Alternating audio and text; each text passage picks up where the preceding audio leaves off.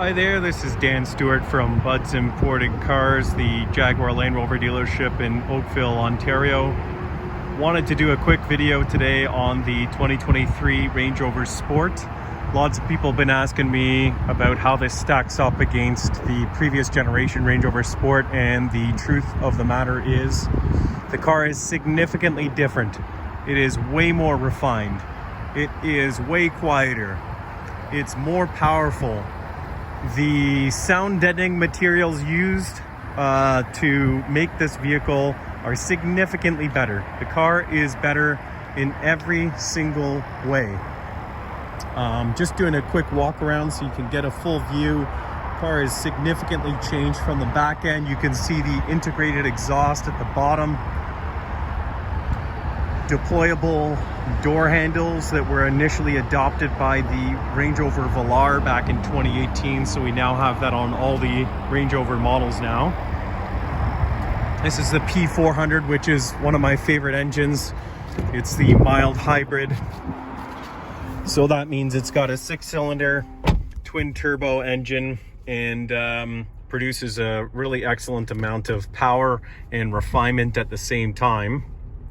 Just going to straighten out the steering wheel here, and I am going to zoom this out a little bit so we've got a bit of a better visibility. So you can see here we've got a much larger touchscreen with the new Pivi Pro infotainment system. This system is significantly better than the outgoing model there as well. A lot faster. Once you get used to it, it's a lot more intuitive.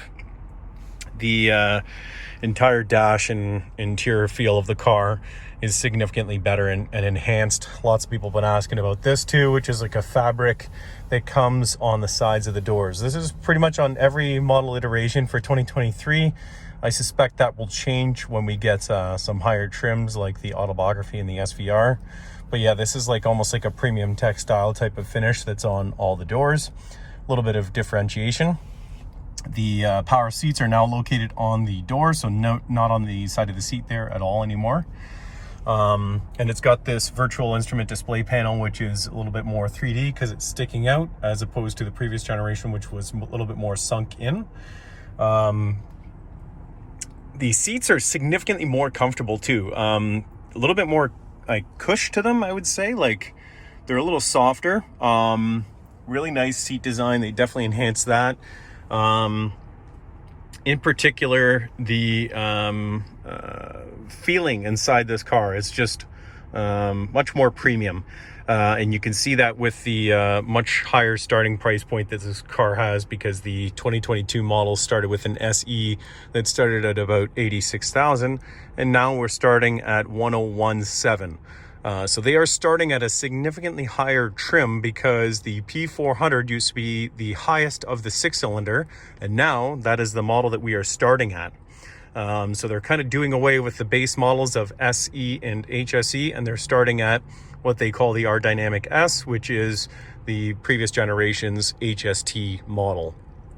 But you can see that there's a lot more value in this car now, just in my personal opinion.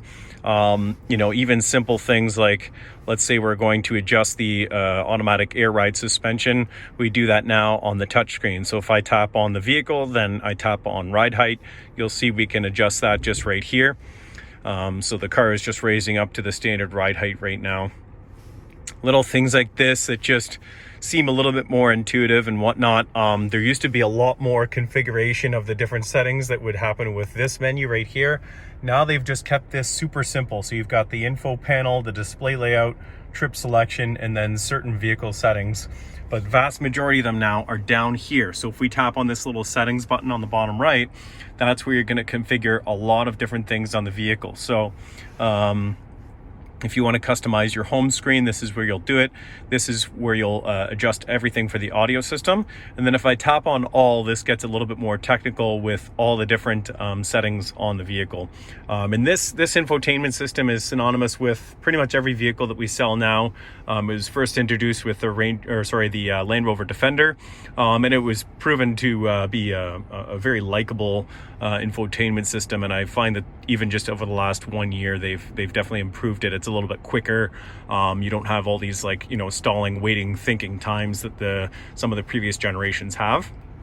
So it's definitely better in that regard. But for example, if I tap on vehicle here, if I tap on convenience and then I go vehicle access, you can see the easy entry exit is going to be turned on and off in here. And same with the automatic access height. So that's just the feature where you shut off the vehicle, you put it in park, you open up the driver's door, and it will automatically lower down 2 inches to make it easier to get in and out of the vehicle. The other thing I wanted to show was regards to the power tailgate. So if you're, you know, a vertically challenged person, you'd probably want the rear tailgate to open up a little bit shorter, so you can fully customize that on the touchscreen here as well. Certain little features like this that I love, that just allow a little bit more customization to the person that actually owns and is constantly driving the vehicle. A little bit more convenience in that regard. If you've got any questions in regards to this vehicle, order wait times, this type of stuff, please leave it in the comments. I'm happy to answer any question. Please don't forget to subscribe to my channel. Thanks so much for watching and have a great day.